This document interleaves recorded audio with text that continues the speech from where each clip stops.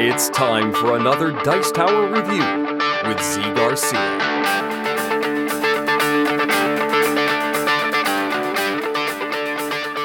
Hey, today we are taking a look at a little game called Armadora. This game plays 2 through 4. If you play in 4, you play in partnerships, actually. And in this one, you are playing out characters trying to control areas on the board to score the most gold, and you create those areas as you play.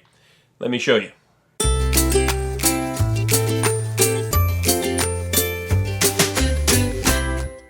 Here's what Armadora could look like set up for 3 players. The objective of the game is to have the most of this gold at the end of the game. And so on your turn, by the way, each player is supposed to have a little shield, just a little shield like that, which of course I'm not using because I am only lying to myself in that case. So on your turn, you do one of 2 things, basically. You are going to either add one of your people, one of your characters, which come in 1s, 2s, 3s, and 4s. Normally, you do get a 5 if you're playing with only 2 players. And you're going to take one and add it to the board face down anywhere that's empty, like so. And then this player could go, they could add someone somewhere that's empty, etc. And the other option you have is you can add 2 of these palisades.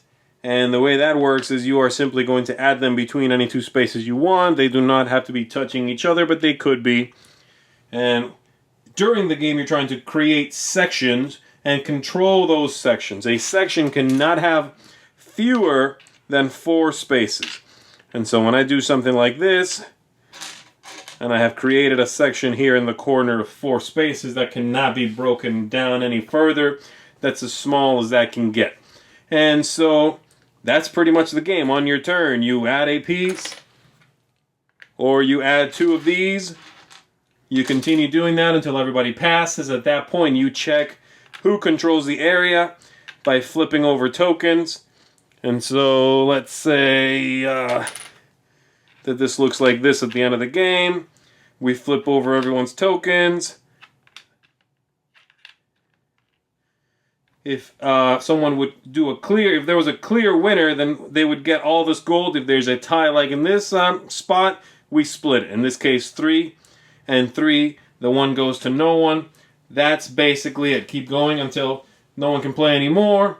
Check who wins each area, give them that gold. In the advanced game, you give each race a little bit of a power, and so you can use that on your turn. Basically, before you take an action, you can trigger your power. And so here we have the red power for these goblin-looking folk.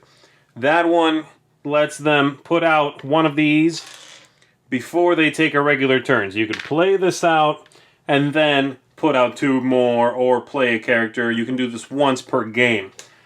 Here we have the one for the wizards. They actually get 2 tokens.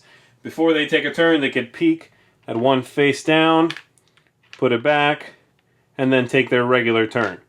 And so there's those 2. The elves have 2 bows, which let them shoot an arrow in the area they're in, not passing walls or anything, and reduce who they hit by 1, hence the -1 there.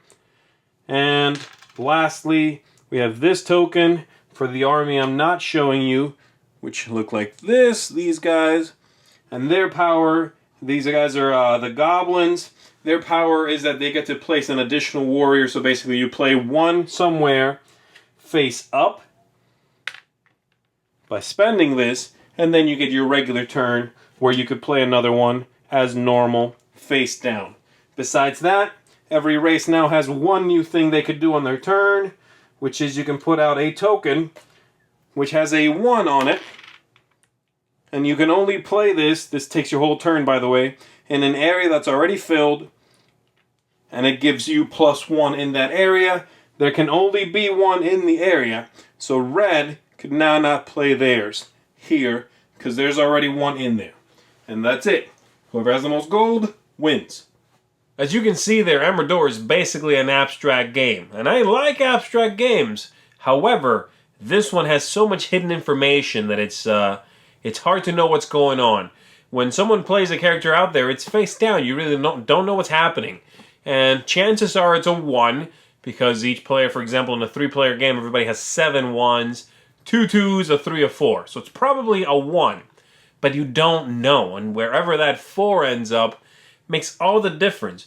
By 1 token here or here, the gold swing could be major. And so, yes, it's an abstract, but one with a lot of luck and a lot of stabbing in the dark. You just don't know what's happening. There's that one character that lets you peek at a couple of tiles throughout the game, but that's one character, and it's still not enough information.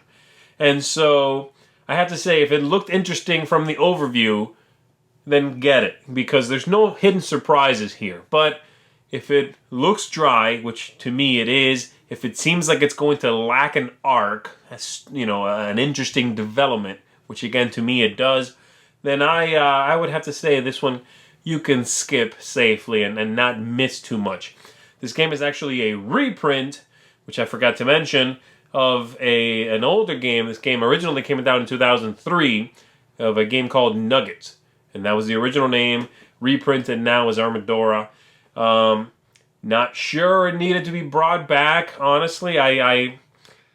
It's an okay game, but it blends in a little bit. There's nothing here that makes it stand out. It's not pretty, it's not unique, and so that's what I have to say about it. Not pretty, not unique, doesn't stand out. I think you can skip this one. Thanks so much for watching the Dice Tower videos. Find more great videos and reviews, as well as our top-rated audio podcast at Dicetower.com. You can also find other great shows at Dicetowernetwork.com. I'm Eric Summerer, and you've been watching The Dice Tower.